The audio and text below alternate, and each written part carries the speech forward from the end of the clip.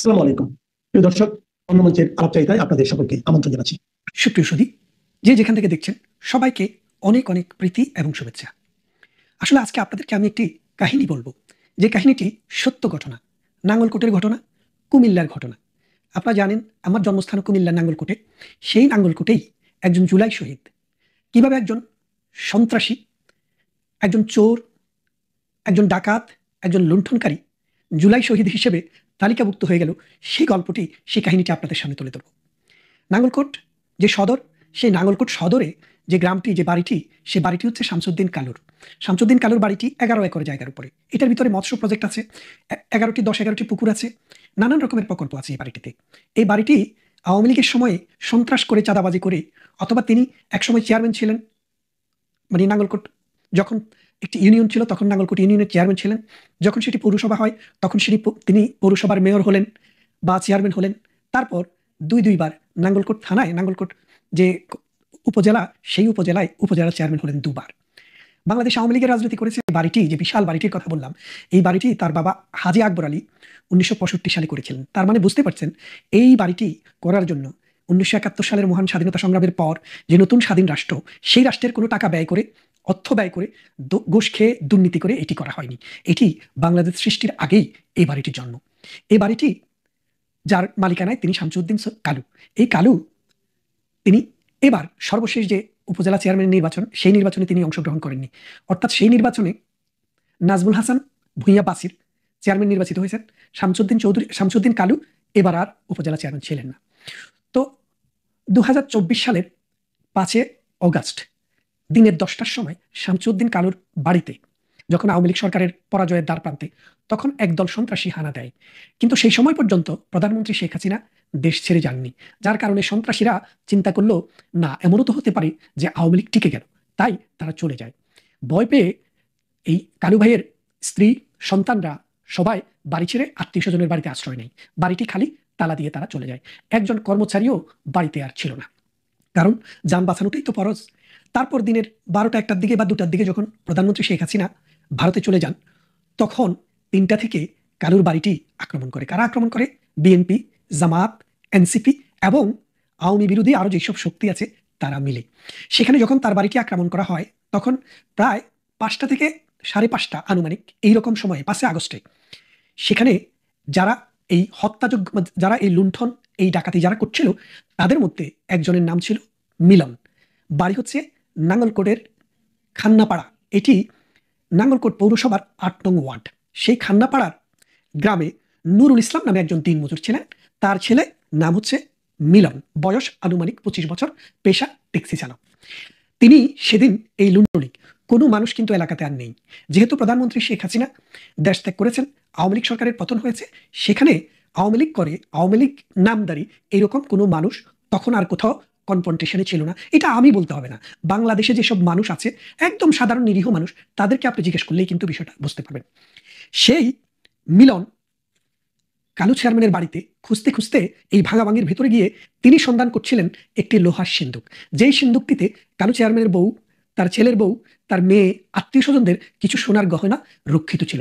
সেই সোনার গহনা এবং নগদ মাছ বেচা কিছু টাকা ছিল, সেগুলোর জন্য সন্ধান করছিল তারা। সেই সন্ধান করতে করতে সেই লোহার সিন্দুকটি পেয়ে যায়। আর সেটা খুলতে গিয়ে, যেহেতু তালা লাগানো ছিল, হ্যামার দিয়ে, হাতুড়ি দিয়ে পেটাচ্ছিল।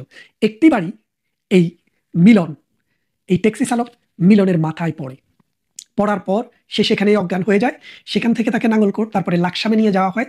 লাকসামে নেওয়ার পর তার আহত, মানে সে গুরুতরভাবে আহত দেখে তাকে কুমিল্লায় প্রেরণ করা হয়।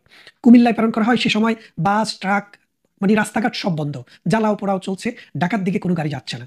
তখন তাকে নাঙ্গলকোট ট্রমা সেন্টারে, মানে খেয়াল করে দেখেন, 5 তারিখের সন্ধ্যায় ঘটনা, 5 তারিখ রাতে, 6 তারিখ সে বেঁচে ছিল, 7 তারিখে আনুমানিক দিনের 1টা থেকে 2টার মধ্যে তিনি মারা যান। কোথায়? ট্রমা সেন্টারে, নজরুল রোড, কুমিল্লার ট্রমা সেন্টারে। এটা হচ্ছে পুলিশের মামলার বিবরণী প্রকাশ, এবং পরবর্তীতে এটি সত্য বলে আমিও শুনেছি। তারপর সেদিন সবকিছু সেরে রাতের বেলায় এই ছেলেটিকে এনে খান্নাপাড়ায় তাকে দাফন করা হয় অল্প কিছু মানুষের উপস্থিতিতে। বিএনপি, জামাত, জাতীয় পার্টি অথবা আওয়ামী লীগ কোনো দলের কোনো মানুষ তার জানাজাতে অংশগ্রহণ করতে তেমন যায়নি। কেননা সবাই জানে যে সে চুরি করতে গিয়ে, ডাকাতি করতে গিয়ে, লুণ্ঠন করতে গিয়ে, লুটতরাজ করতে গিয়ে নিহত হয়েছেন হাতুড়ির বাড়িতে। তার বাবা, তার ভাই, তার মাতা অথবা তার যে আত্মীয় স্বজন, তাদের কেউই এই দাবিটি করেনি যে তাকে কেউ হত্যা করেছে, বরং সেখানে সে লুটতরাজ করতে গিয়ে যেহেতু মারা গেছে, সেহেতু তাকে গোপনে দাফন করি, একদম অল্প লোকের উপস্থিতিতে রাতেই দাফনের কাজ শেষ করে ফেলে। তারপর কেটে যায় কয় মাস, 4 মাস 5 মাস। জানুয়ারি মাসের 25 তারিখে সম্ভবত, হ্যাঁ জানুয়ারি মাসের 25 তারিখে, 15 জুলাই, যে জুলাই যোদ্ধা, জুলাই শহীদদের যে তালিকা প্রকাশ করা হয়, সেখানে 321 নম্বর গ্যাজেটে এই ছেলেটির নামটি অন্তর্ভুক্ত করা হয়। অর্থাৎ নভেম্বর, ডিসেম্বর, এই 5 মাসেও কখনো কোথাও সে যে শহীদ এই কথাটি কেউ বলেনি, তার পিতাও বলেনি, তার আত্মীয় স্বজনরাও বলেনি, এলাকার মানুষও বলেনি। তারপর যেই মামলাটি, এরপরে একটি মামলা হয়। মামলাটি কবে হয়? 26 মে 2025, এই বছরে এসে, মানে তার মৃত্যুর, আপনি দেখেন, August, September, October, November, December, January, February, March, April, May, অর্থাৎ তার মৃত্যুর প্রায় 10 মাস পরে এসে একটি মামলা হয়।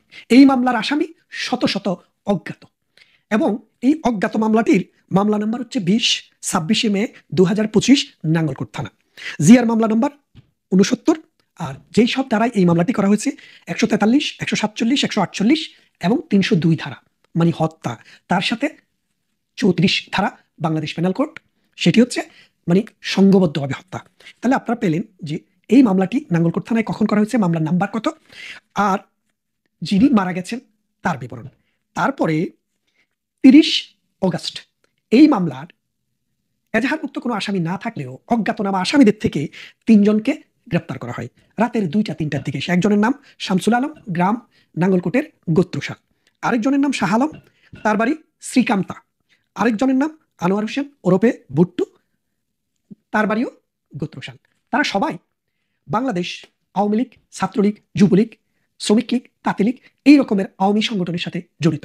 এখন ব্যাপারটি বোঝেন যে একটি বাড়িতে সংঘবদ্ধভাবে উন্মত্ত জনতা নিয়ে জাতীয় পার্টির, আওয়ামী লীগের যেসব বাড়িগুলো ছিল সেগুলো যখন ধারাবাহিকভাবে আক্রান্ত হচ্ছিল, তার ধারাবাহিকতায় 5 অগাস্ট ভীতসন্ত্রস্ত অবস্থায় বিভিন্ন জায়গায় আশ্রয় নিয়েছে। ঠিক সেই সময়ে এই কালু চেয়ারম্যানের বাড়িটি আক্রান্ত হয়।